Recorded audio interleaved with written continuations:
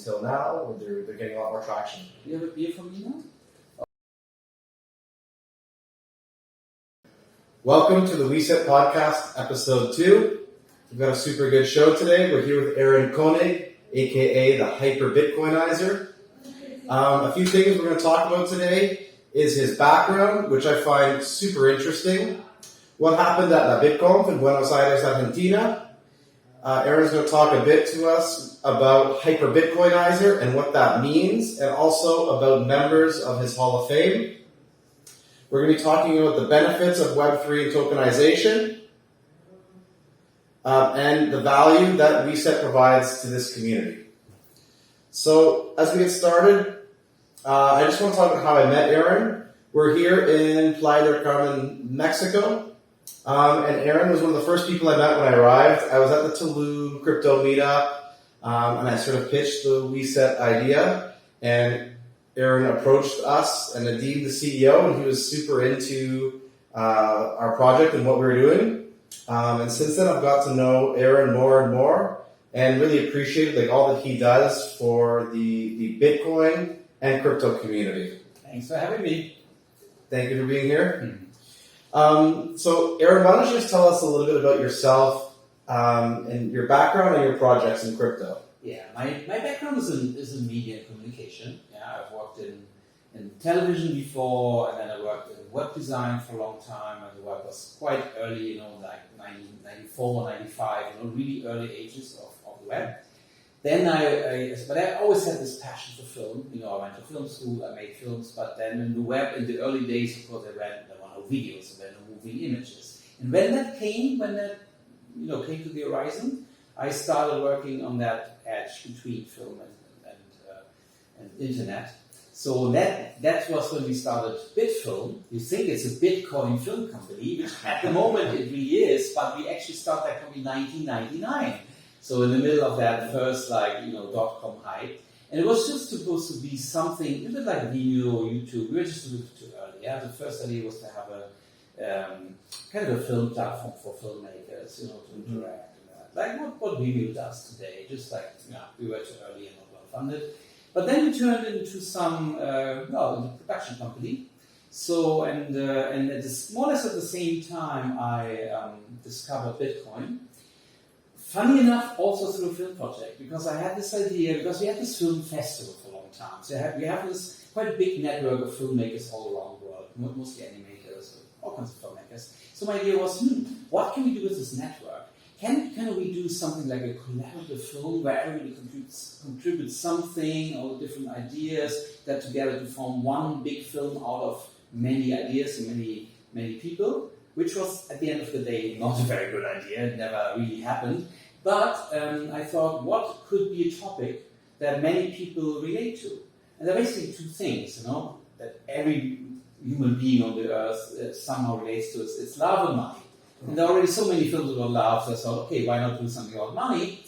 And it was also the financial crisis of 2008, so it was a hot topic, and I didn't know so much about it. Although when I was at film school in Brazil, I made a film called Dinheiro, which is money in Portuguese. So I already did things with money somehow, but not subconsciously. It was in the middle of hyperinflation, and we did this film with all this jumping coins and animation, drawn on a hyperinflation in what country? Brazil? Brazil, yeah. Okay. We had 1,500% a year.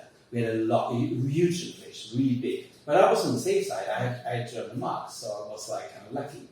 And although this film was just kind of a slapstick film, but when you look back at it now, you could see it as a metaphor for hyperinflation in a way. Yeah? Even that at the end the government robs the people from the. And I was not so libertarian at the time. I just did it. Maybe it was subconsciously. Yeah. But then when I did more and more research about the topic for this new film project, it was around 2010, I would say, 10. I did a lot of research, and I met many libertarians. I met many economists of the Austrian School of Economics. I read lots of books, and I became aware of the flaws of the monetary system. And that made me, of course, very open to Bitcoin. When I then read something about Bitcoin, when it was the first time in mainstream media, in 2011, I was very open to it. I was interested in it. I was also very skeptical at the same time.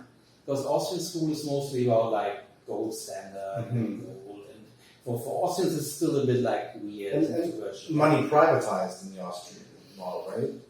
There are all kinds of models. I mean, I think the model that I find the most fascinating is what Friedrich August von Hayek suggested in his book in 1976. It's a free competition of currency, right? Denationalization of money, which at that time seems to be completely utopian. Yeah, how would you do that? Would you have like all these different notes in your wallet?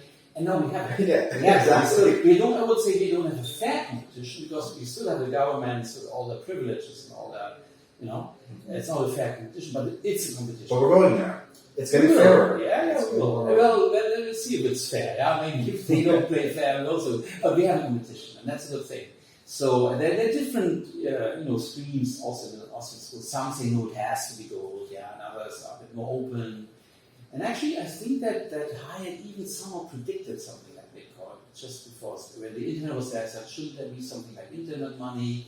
So these people were actually quite smart, yeah. So I was open to it. I was interested, but I was also very skeptical. Yeah, first, I showed. We had a film festival, and we showed this film, "What is Bitcoin?" Not a kind of out of competition, just out of interest. And we had already a sponsorship from Bitcoin.de, Bitcoin Germany, and they gave us the prize money. And the filmmakers who won the prizes, they had the choice to take it in euros or take it in Bitcoin. Everybody chose Bitcoin. Everybody chose euros. Everyone chose euros. Otherwise, they would have gotten 100 Bitcoin. So they weren't true libertarians. No, they chose euro. Exactly. So they didn't choose the free market. Yeah, well, technology. They just didn't know. They actually, now I think everybody regrets it because they had like 200 euros at that time when the Bitcoin was like 2 euros. It would have been 100 Bitcoin. And today it would be 15 million. A lot of money, yeah? A lot of not 50 million, whatever, a lot of money, yeah? For a filmmaker, I think they all regret it now, but okay, who would know, yeah? So that was the first thing we did, and then with Bitcoin.de, who already sponsored a film festival, we already made a film for them, and then on and on, yeah? So one question I have is you seem to be on the cutting edge of a lot of big innovations, such as you were early for the internet, and you were early for Bitcoin and crypto.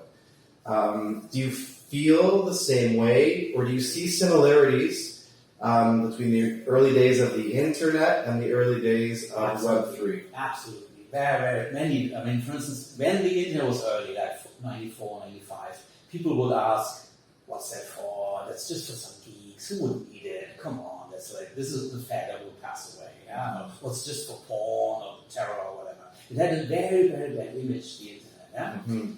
Exactly the same what's now with Bitcoin and crypto. Exactly the same. That's why I'm quite relaxed. There were also these waves. I mean, there was a dot-com bubble, and it completely burst, and then everybody went bankrupt, and many internet departments were closed, and you had the feeling in 2001, 2002 that the internet will probably shut down tomorrow. Yeah, it didn't happen. These very powerful technologies require a lot of trial and error, right? Absolutely. It's not a straight line. It's not a straight trajectory. And same with Bitcoin. That's why I'm relatively relaxed. When people come and say, "Oh, Bitcoin is there," I say, "Yeah, let's wait and see." And when the Bitcoin drops, the price drops down. I mean, I've seen that 3 or 4 times. So quite massive, yeah, like going up like crazy, then falling. Of course, it's never so nice if the money that you own suddenly is only like half of it or a third of it.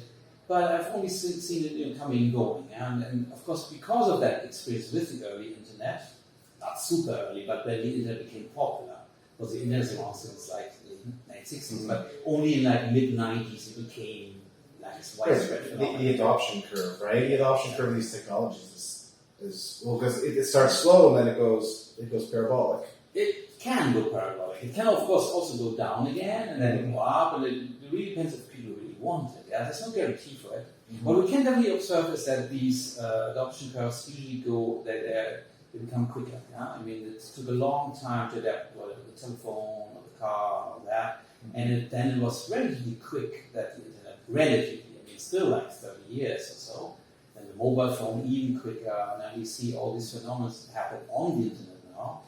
The adoption circles are much faster. And also, Bitcoin is just like 30 years. I mean, it's totally in its infancy. Yeah? It already has such a massive impact. Yeah? you mentioned the volatility, the ups and the downs of Bitcoin and crypto. I want to know what you think about tokenization of assets, or for example, Web3 through tokens backed by real estate. Do you see a future in that in terms of providing maybe stability to the market in the sense that a token backed by a real world asset is based in the value of its utility or in the value of its cash flow in the real world? Absolutely. I mean, when I was new to Bitcoin, I even thought some digital coin should be backed by gold. That was my Austrian thinking at the way. And it took me, that's why I was very skeptical about Bitcoin, because Bitcoin is not backed by anything. There's no asset. We can say it's backed by energy. Yeah, well, I would say so, because that's also a wrong way of thinking what is the value. I mean, if a lot of energy goes into a lot of people work, I mean, this is Marx's way of thinking, yeah? There's a lot of people working, and that's why things have value, and that's not true. Things have value because it's valuable for people. Exactly. It doesn't really matter if the entrepreneur loses a lot of money with it, and lots of workers work for it. If I don't need it, it has no value, yeah? So the value does not come from the energy that's put in, it comes from the value that it has to people.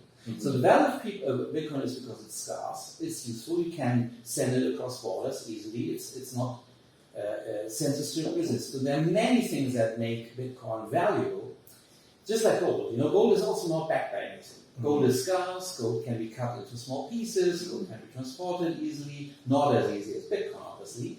So I think when I understood that gold is also not backed by anything. Gold is gold. It's the qualities of gold that make it good money, or used to make it good money in the old days. And Bitcoin is similar. So, of course, there can be things that are backed by real estate. But I think it's not so much, I mean, it's not about having money that's backed by real estate. I think that's not the point. I mean, Bitcoin is good money. We don't need any other token. Right. We just need Bitcoin, actually. We would probably need stable coins, and we do need stable coins that are backed by Bitcoin, to avoid that volatility. The volatility is not a problem if you hodl. The volatility is not a problem if you trade. It's good. Just when you run a business, you want to have, if you want to do your bookkeeping, you want to have a stable value, relatively stable. That's why I think the future is totally in stable coins backed by Bitcoin, over collateralized, definitely not stable coins backed by dollars in the bank account or whatever, anything like that. But that need is definitely there. But coming back to the real estate thing, I think it's a super interesting thing, what you do, what other people do. But it's not about backing money with real estate. It's making the real estate transaction more smoothly, more fit for the 21st century. Because real estate still works pretty much like 100 years ago, right? Like it's all these paperwork and bureaucracy and stuff. Well, yeah, one particular use case is when we were at BitConf, a lot of Argentinians had great interest in our project because I think they have about 100% inflation year over year right now, and they look for ways to generate income. And fixed income or stocks or anything in Argentina don't even keep up with inflation. So the opportunity for them to actually to invest in assets backed by real world assets or real world income overseas was super attractive to them. And I find that part interesting because I come from Canada where a lot of people can get a mortgage cheap, so that's how they might invest in real estate. But in a lot of places in the world, like Argentina, the tokenization of an asset allows someone to escape from their poor macroeconomic situation and access real estate markets abroad. Yeah, absolutely. And the good thing is that normally if you want to buy a building, you have to buy the whole building. Yeah? But if you have the building tokenized, you can even invest, $1,000 and you have something that's backed by that real estate. It might even give you, a week of vacation in that place, but also you have something that hopefully rises in value, and then you can maybe sell it at one point and make a profit.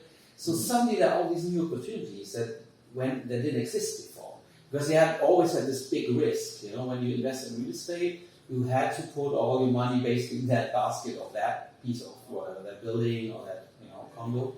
And now suddenly with tokenization, suddenly you can mitigate that risk. You can invest a little bit here, a little bit there. It's also this kind of comeback of the timeshare model. So there are all kinds of possibilities, and of course it depends on the kind of person you are. I mean, maybe some people, they want to own a house, yeah? And some people are digital nomads and they're happy to say, hey, I own 1 month in Tulum and 1 month in Bali and 1 month in Ibiza, and that's my life. Yeah, I mean, there are all these new life models. The possibilities sound nice. Yeah. So they sound exotic. They sound we'll profitable. find out. It's all it's of course all free market. We'll see all kinds of ideas, and we have to see if people really want to accept it. I mean, you will see that. What's really the business model that you will finally have? It's really that timeshare thing, or more like vacation based, or it's more like really owners of buildings. Yeah. I mean, so many real assets, particularly real estate, are so far behind in terms of Web3.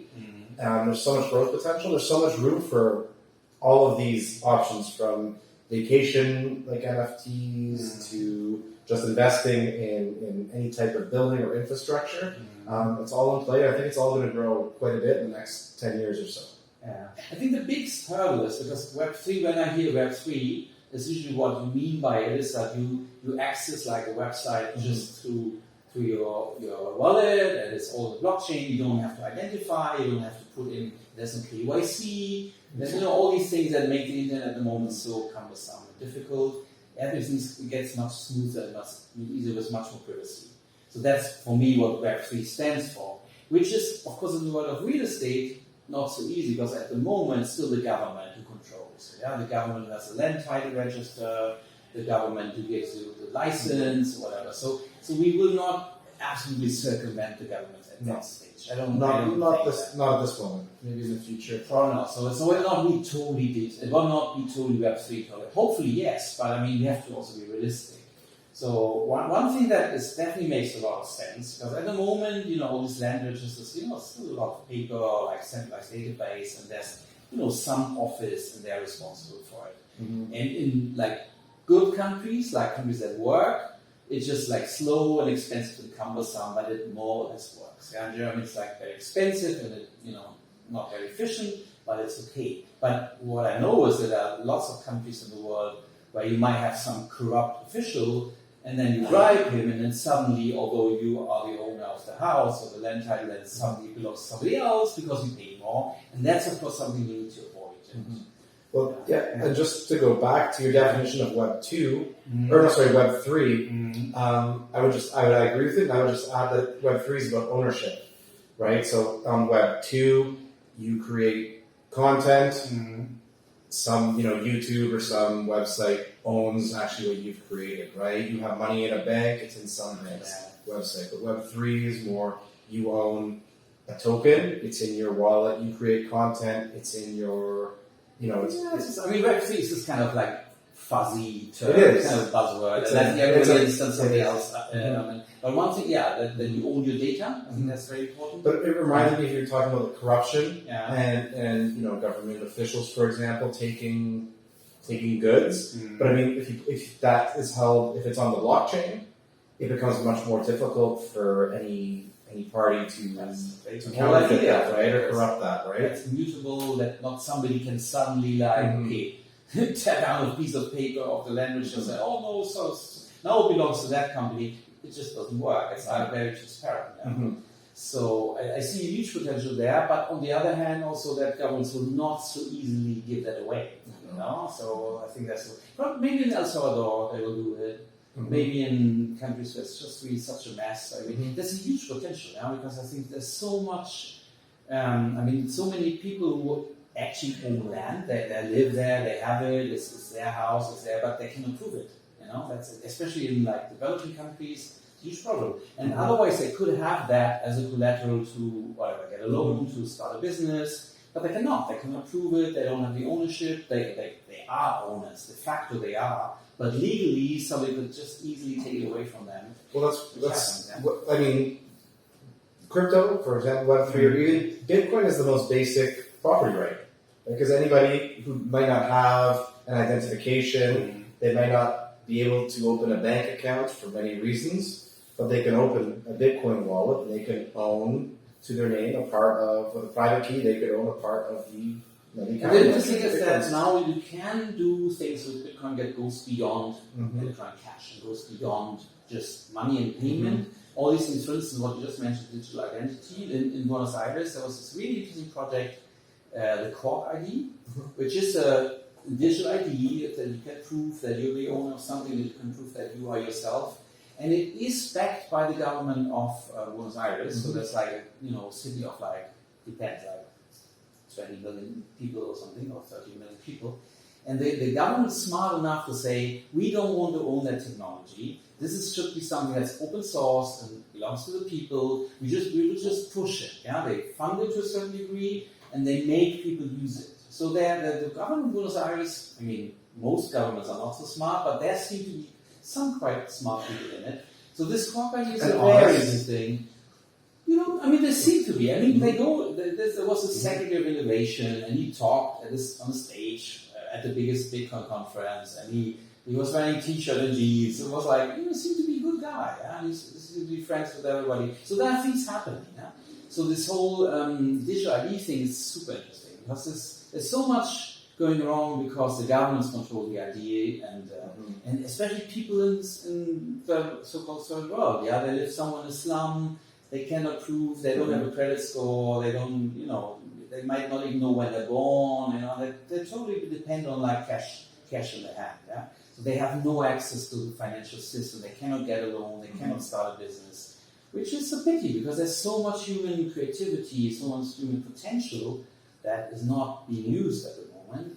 And usually people in, Canada, Germany, we're not even aware of that because we all have credit cards. And we might not like the banks, we might not like the governments, hopefully, if we're smart enough. But we have that stuff. But then billions of people who don't even have that. And that's where Bitcoin actually comes in, and DeFi, and all these technologies being built on top of Bitcoin. Because there are also other, all the other competing currencies, and I'm for competition. But I also see, Bitcoin is just the mother of everything. Yeah, it's just the most decentralized, the most neutral, the most solid, the most secure things. It makes a lot of sense to build on top of Bitcoin. Maybe a reserve currency as well. Yes, absolutely. But also when we talk about smart contracts, about stable coins, about DeFi, all these things where people think, this is not possible with Bitcoin, we have to use something like Ethereum, which has its other flaws. It's not really decentralized, it's really dominated by a small group of people, it's technology, it's not so advanced, honestly. Yeah? So it's good to base that on Bitcoin, but learn from that. There's this technology called Rootstock, and they are based on Bitcoin, it's packed one-to-one to Bitcoin, it's absolutely secured by the Bitcoin network and by a process called merge mining. But they learned a lot from Ethereum. Yeah, they have the same account format, they use the same so-called virtual machine, which is not with deep talk, so they basically copied many things that work okay in Ethereum, but make it better because it's based on Bitcoin. So it's okay that it's a competition. Yeah? Without Ethereum, Rootstock would not exist. But Rootstock is, of course, much more secure and much better. Yeah? So and Cork ID is based on that. Cork ID is based on Rootstock. And that's definitely super interesting, I think. And how do the Bitcoin maxis feel about, what's the name of it? Rootstock? Rootstock. Honestly, I don't care so much about Bitcoin maxi. I think that Bitcoin has by far the biggest chances to prevail, to have a success. But I'm a Hayekian, or what you call it. I'm for the competition of currencies. I think it's good as a competition. And yeah, of course, if you see Bitcoin on one hand side, and you see all these thousands of shitcoins, I don't waste my time looking at all these shitcoins. I know people make a lot of money with that. They go in early, they pump it up, and then they go out also not too late, and they can make a lot of money, and that's okay. It's okay. Speculation is fine. Nothing against it. But I don't care about it. But on the other hand, this very rigid thinking there should only be one and no other. This is religious. This is not a very clever economic model. But I still think very much for the Bitcoin standard and all that, because Bitcoin has this advantages, I would say, nearly unbeatable. Theoretically, if Bitcoin, for whatever reason, gets hacked, or it's good that there are others who could then jump in. Yeah? But at the moment, I don't see that. Bitcoin hasn't been hacked for 30 years, and it's continuously being developed, and there are always like new features, and especially these second layer things. I mean, Bitcoin cannot be changed so much because there's so much money into it. Bitcoin is really that like big super tanker, and it's like you don't want to mess with it too much. But with the second layer, we can make experiments with the Lightning Network. We can play around with Rootstock. They can all kinds of apps, and they will not endanger the Bitcoin network itself. And that's very smart, because you can do all kinds of experiments with second or third layers without tampering with the Bitcoin network itself. And that's good. That's, I think, the way for innovation. So that on top of Bitcoin, we will have smart stable coins.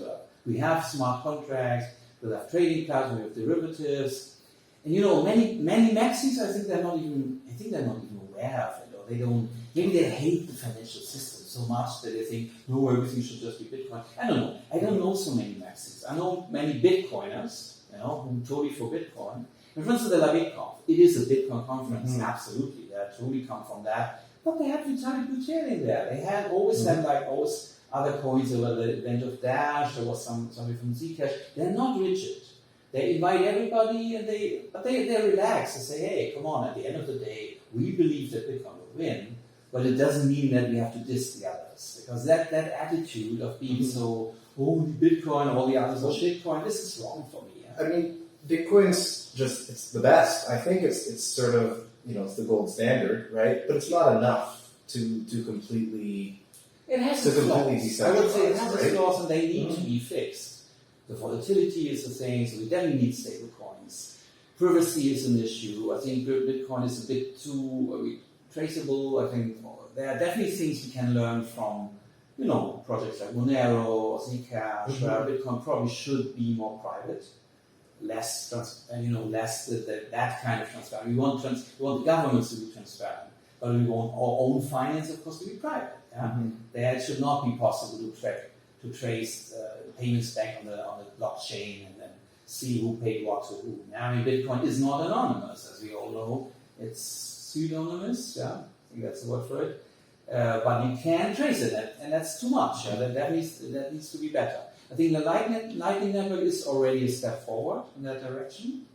Okay, then there's criticism that Lightning Network might be a bit too centralized.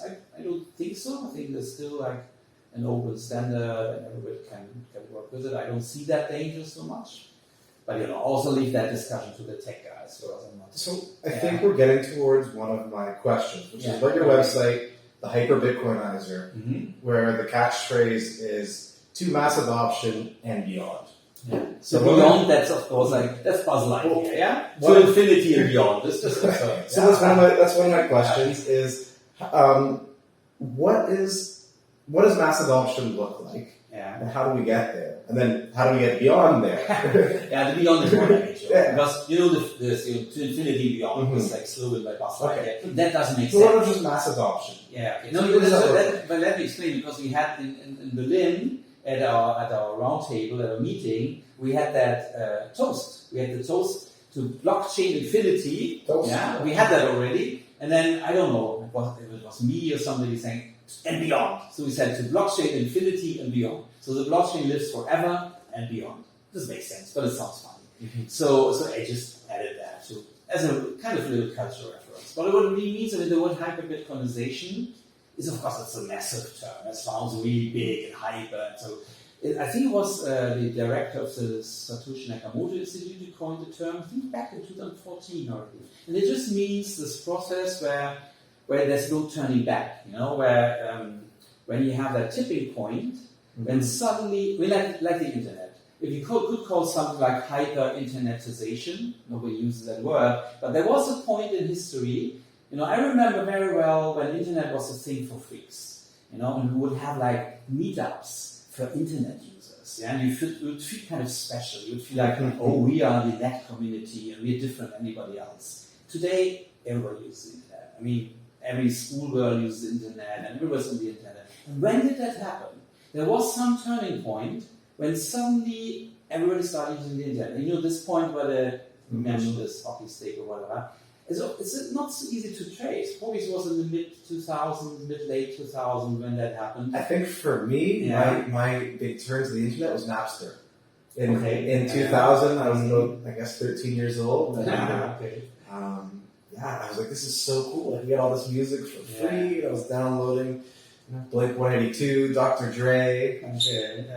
Well, you didn't have a band then, and suffered from the solid normal sales, but well, I don't know, but what the term means that, this tipping point was suddenly, before it was like Bitcoin was this thing for freaks, and we had to explain what Bitcoin is, like the internet in the 90s, you had to explain it, and you had to even identify it. I'm some net, whatever, and that's what Bitcoiners do today. They wear these silly t-shirts, they go to these meetups, they even have their own lingo, to the moon and hodl and all that stuff. And that, it's interesting. I like that. I even have that art exhibition which talks exactly about that. But this is, of course, something that we have now. And if Bitcoin succeeds, in 10 years, we will not have that anymore. People will not wear these t-shirts. People will not go to Bitcoin. People will just use it. They might even not know who Satoshi was. They don't care about hodl and honey badger. All that will disappear. And that's a good thing. That's a good thing. It has to be. So, and that's what hyper-Bitcoinization means. I love it. I feel now that you explain it, that Weset is helping us move that way. Absolutely. Because what we're doing is we're offering access to real estate online with the security and all the functionalities and liquidity of blockchain. But when you're using it, you don't really realize it, right? You're connected with your Web3 wallet, but everything else is just smooth and intuitive and just feels like you're on the internet. And that's the way it should be. I remember very well in the early days when it was such a mess to just go online. Just connect your modem to that service, and you had to program to stop it. I was on the hotline with CompuServe at that time, and they told me you have to do this and that, and then after 2 hours it was fine. You can't use your landline. Oh my God, what's that? And then and now, oh my God, you just ask, okay, what's the Wi-Fi password? Suck you online, and you don't even think about it. You're just online all the time, and it's so normal for people, and then the same thing will happen with Bitcoin or with whatever, all kinds of cryptocurrencies. You just use it. You just pay anybody, and maybe you don't even pay in Bitcoin. You maybe pay in some whatever stable dollar or peso or something that will replace that. We'll see what will. But the important thing is that technology will be hidden under the hood. So the techies will still know. It's a little bit like email. Email is so complicated. When you see what really happens, you have that message, it gets cut into little packages. The packages are sent various ways around the world, and all to make the internet secure in case of a nuclear attack. So you can still send messages even if 3/4 of the ways are blocked. Then you can still somehow route around. The internet is built like that. And it's super complicated, and I have no idea how that works. But do you really care? You just click send, and the next minute is there at the other end of the world. And some techies, they know the SMTP protocol and packet switching, and they know how to do it. That you have all kinds of internet email programs. It doesn't really matter whether you use Gmail or Firefox or is it a browser? I don't know. It doesn't really matter. They all have the same standard. And Bitcoin will be like that. It's already like that. It doesn't matter which wallet you use. So that wallet or this or Lightning, or you can always communicate with everybody. You can send money. You can sign a smart contract. You can access whatever, some trading platform. And you didn't really care what's below the hood, except you are a developer. Of course, the developers still that challenge that you have to know a lot and be good. And that's that's a low hanging fruit that some crypto skeptics always point to. How's it work? Do you know how it works? Well, how does your email work? How does the traditional finance system work? Do you really know? Do you use it? It doesn't matter. You don't want to know. That's the exactly. thing. If you really want to know, you can find out how email works and how the web works. Most people don't care, but it's all there. It's all transparent. You can probably Bitcoin is super transparent. Everything's open source. If you can read code, you can read the code. You can check if there are some bugs in it. And that's what people did many years. In the financial system, you don't want to look under the hood because you will see how corrupt it is and how dirty and how inefficient it is and how it exploits most people. So they on purpose, they hide all that, because if people know, I mean, there was this saying by somebody, if people really understood the financial system, there would be a revolution tomorrow. But they Henry Ford, I think. Yeah, Henry Ford, of course, is not the best political thinker, but in that sentence of him was quite right, yeah? We'll fact check this. What? We'll fact check that. When I say Henry Ford, I think it was him, but I'm not sure. Yeah, it was. I think on purpose I didn't mention because he was kind of a Nazi. Yeah? So he was not a very sympathetic guy. But anyway, this Sen was still right, and it's still. I mean, you see, there is no revolution. People don't care. They're just too trustworthy, and they still obedient, and they still do what the government tells them to do. I mean, what you said. Oh yeah, this is so good pandemic and all these. I mean. It's a pity, yeah. So of course, Bitcoin is a very revolutionary tool in itself. Yeah, it makes. But the good thing is, most people don't care. Most people don't say, "Oh, I want to have the private coin, and I don't want the government to know what I'm doing." Some people are, yeah, like the crypto anarchists and the cypherpunks. They're very aware of these things, and these were the people who created the whole system. Mm-hmm. But it can only succeed if normal people just say, okay, it's cheaper, it's faster, like email. They didn't really care. It's like the tool for whatever, privacy and revolution. They just want to use it and make some money with it, make a quick buck. And that's totally fine. If we don't get to that point, if we only reach the cypherpunks and the crypto anarchists, then we will not win. Yeah? I think of course, it's super important that Bitcoin came from exactly that in their background, These were the people who created all that. It's a nice option to have, right? Some people, they don't need privacy or insist on it, and they can connect however they see fit, right? But those who... Well, the good thing is they will get it, They will get, if they use the wallet in the proper way, and if they connect to it, and they don't have to have the KYC, they will protect their privacy even if they don't care so much. But for most people, it's not the main driver. Yeah, for some people it is, but it's maybe 5% of people. And as we mentioned earlier, there's people who are anonymous in the sense that they can't get identification, they can't open bank accounts, they don't have the credentials or whatever. So these types of systems allow people access to finance or traditional assets. Not that they insist on it, but it's just where they are in the world, really. Yeah. So unfortunately, they're excluded until now, or they're getting a lot more traction. Do you have a beer for me now? Oh, you have to call it. I haven't break. No, I have a break. Oh, it's okay. These are these American coffees. Okay, yeah. Okay. Cheers. Cheers. If it doesn't go too far away from the new thing, it should be go on to real estate or research. Okay, yeah.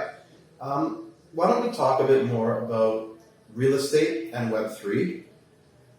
We're going to get to your event in a minute, your proposed event. But before that, what interests you about Web3 and real estate? Well, in this area here, like Playa del Carmen, Tulum, it's all about real estate. I mean, there's lots of tourism. It's a growth area, and even many people now think of emigrating. There are many Canadians and Germans they're fed up with their countries and they come to Mexico and they buy something. No, it's a phenomenon. It's quite interesting to observe that, especially in the last 3 years. It's just in the last maybe 10, 15 years, this has been a boom area of growth and building. And I all the time meet people who work in real estate, either as whatever, just conventional brokers, and I also meet more and more people who do things like you, like tokenizing real estate. It's obvious. It's something that's just the time for is there. So actually, I don't want to talk so much about the event because we're still planning it, but there's still kind of an open thing. I don't want to brag about too much. We want to do an event, and we will do it. It's the perfect spot for an event. For real estate. Absolutely. It's a good time, it's a good place for it. It's also relatively centrally located. You can go from the United States easily here, even from Europe, it's not so far away. So I think it's a very good place for it. And I'm just open to it, I'm just it just happened that I bump all the time into people who work with that, Nadine or that event. And not only you guys, there are lots of people who work with that. And it's great. It's great that maybe for you there's competition, but competition also means there is a business. Yeah, if there were no competition, we were the only ones doing that, we would probably feel a bit, maybe too early. Yeah? it's more of a collaboration. In the Riviera Maya, there's so much like real estate Web3 development, real estate tokenization, and there's so many different models that really there isn't that much overlap. It's more of just like a complete ecosystem with a bunch of great offerings for whatever sort of like suits the need of various people. Yeah. A lot of projects are just sort of like, they're funded with crypto, and in return you get like a security that promises you like returns on the profitability of the project. Absolutely.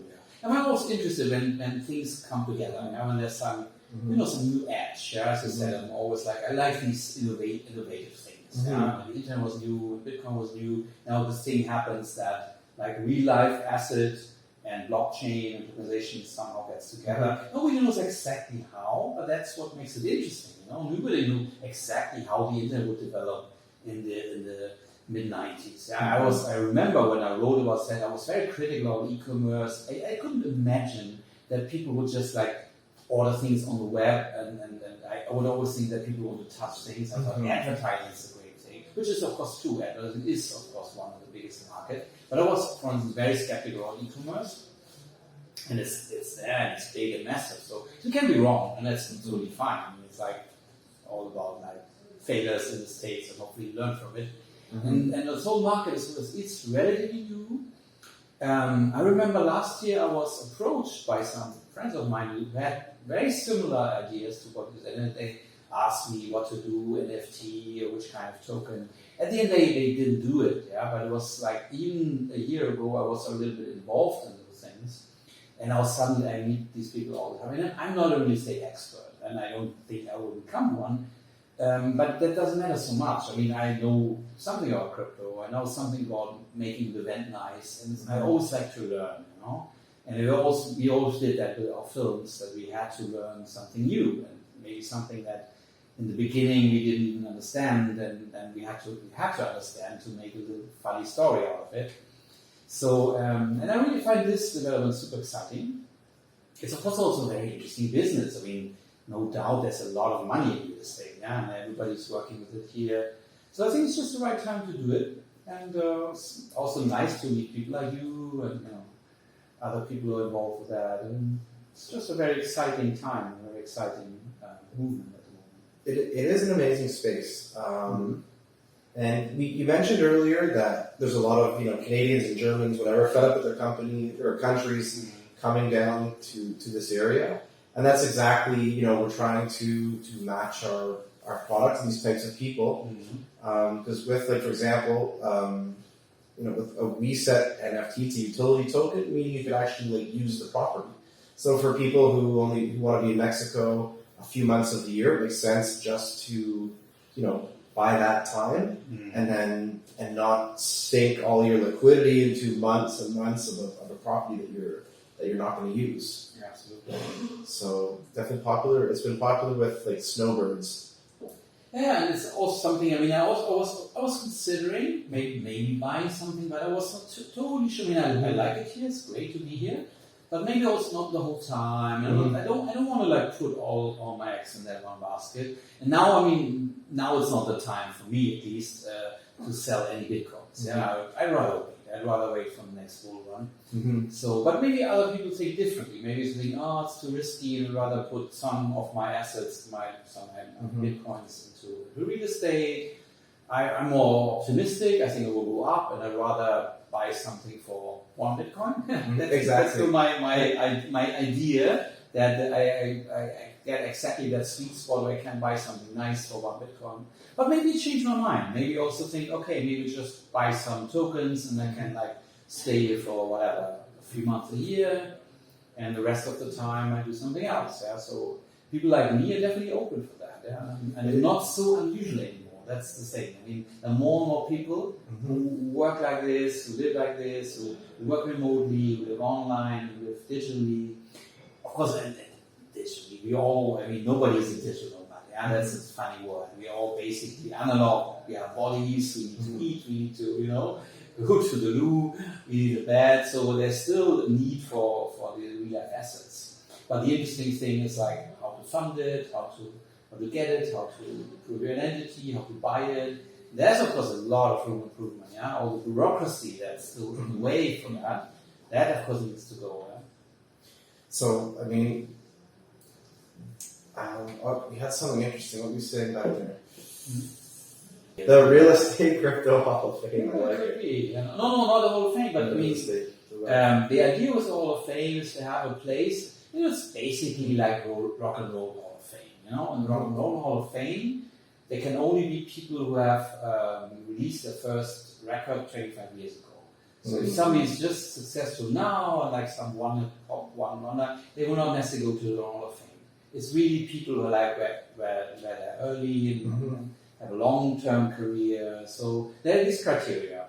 We are not strict. I mean, 25 years will not work for crypto. Yeah, I think 7 years is a long time. Yeah? So, I mean, it actually basically all started with that young artist that I managed, and he had this idea of making portraits of crypto pioneers. So he started with Satoshi Nakamoto, and there were people like David Shaw and Adam Back and Ray Dye and Hal Finney, people that you or we normal people would know, but in the crypto world they are heroes. We know people who know, they know, okay, we're standing on the shoulder of giants, and the work that these people did in the 90s and early 2000s, that's what this whole ecosystem was built on. And this artist called Max Cryptohead, he made it a little bit. Is he in your Hall of Fame, Max?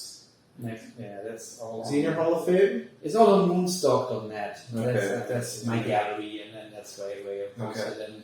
And it's all like a little bit like, like very iconic. These people are like saints with a halo. So it's not too serious, the whole thing. Yeah. There's a pizza guy who bought 2 pizzas for 10,000 Bitcoin, and he's not a pioneer in the sense that he contributed like technology, like Adam Back or whatever. Yeah, way down. He's an extremely early adopter. Yeah, and he contributed this amazing story. Yeah, and then still I don't know who was on the other end. I don't know the seller of that pizza and what they did with that Bitcoin. Yeah, there's the guy who, I mean, actually, it wasn't. They need to go to the Bitcoin Hall of Fame. Maybe. I think it's more the guy who started it. It's called Laszlo Hanjic. He was a programmer, and I guess he mined that Bitcoins himself. He probably didn't have only 10,000. He probably had like 100,000. I don't know the guy, but the framing was probably easy, and he wasn't thinking about these Bitcoin will have like a value of $20 million one day. He was just thinking of what to do with that, because at that moment they had no real value basically. So it was more fun, and there was actually just a guy who ordered pizzas with his credit card at whatever, Papa Joe's or Papa John's, who it was. So the Bitcoins were actually ordered at the pizza place by credit card, totally normally. Just that there was this middleman and he accepted Bitcoin. And I read an article with an interview with that guy, and he didn't keep them. He spent those 10,000 Bitcoins easily for server space and alpaca socks or whatever. I mean, you could also these days buy things for Bitcoin, but not so many physical things. The pizza was the first. It was more like also a symbol. And then now it's this kind of ritual, the holiday, the Bitcoin Pizza Day, where Bitcoiners meet in May 26. We did that here in Playa del Carmen. We went to this pizzeria, and there were like, I don't know, maybe 40, 50 people. We had fun, and we ate pizza. And next year we want to do something in Italy. Oh, wow. We want to have like pizza giorno, Bitcoin pizza giorno. We want to have the best pizza in the world and do something really big in Italy. But that's an idea actually by Well, I hope Weset can tag along. I love that idea. What that means. So there are these funny movements in it, and coming back to the Crypto Hall of Fame. I mean, most of the people are kind of people who invented something, like some cryptographic hash thing, or there's also Andreas Antonopoulos into it. He is a programmer, but he became famous or important because he's a good communicator, because he gave good speeches, good videos, he wrote good books. So communication is also important, I think. Andreas is interesting because, I also do communication, but I cannot read the code. I have to trust people, and he can read the code and write a book and give a speech. I think it's sort of my intro to Bitcoin many years ago. He was there. He was like, well, not there. I was YouTubing him, getting his sort of... He's just amazing. He's just such a great rhetoric, such a great speaker. He was at many Bitcoins. He was the very first Bitcoin and went to many. Amazing. Yeah. So this is a mix of people. And the very first, it was basically like the artist and me. We said, okay, there's Satoshi, there's Alfini, it was quite obvious we were the first 7. And then we were like, we had our first exhibitions, and we also asked people. We said, hey, who should be in? And somebody said, hey, Andres Anamur. We said, oh yeah, that's a good idea. And then somebody said, Ross Ulbricht should be there, who's in jail because he had this very first successful darknet platform where you can pay things with, which is of course a bit more controversial. Just like kind of we even like sold some painting and then contributed money to the Free Ross campaign. That's kind of political issue a little bit. So, yeah. Eric, I think we're going to wrap it up. It's been about an hour. Oh, so it's been a good one. So it's a good time because we're talking about your Bitcoin Hall of Fame. Mm-hmm. So why don't you just let us know where we can find out more about you? Where do you want the audience to look at your website or any other networks or chats? Well, the hyperbitcoinizer.com, that's my blog where I publish something like every week or maybe a bit more often. Maybe we also do video things in the future, we'll see. So Hyperbitcoinizer is a good starting point. And we try to, everything we write, it's not only me who writes, I have also some guest authors. Everything should be like approachable for normal people. There will be no geek talk, there will be nothing too techy, too whatever, too insider. Nothing above my head. Nothing about my head, because I wouldn't understand. So it's more like political, it's big breakthroughs, it's like, we will have interviews with some movers and shakers of the movement. And it's all about what makes Bitcoin relevant for normal people, Wonderful. Thank you so much for your good questions. All right, well, thank you for coming. Cheers. It was 1 hour. It's been an hour. How the time passes, yeah?